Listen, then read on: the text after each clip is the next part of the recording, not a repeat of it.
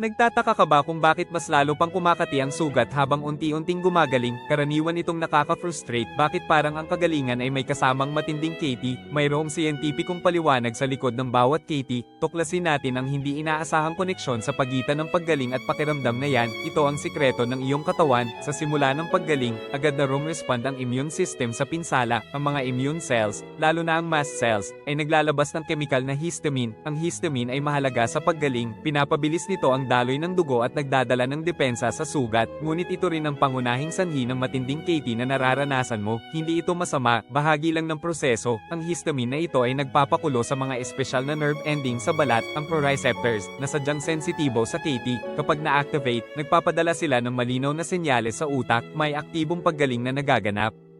Kaya, ang Katie ay hindi perwisyo. Ito ay mahalagang paalala na ang iyong katawan ay abala sa pag-aayos, isang patunay na ang iyong katawan ay kamangha-mangha at patuloy na gumagaling.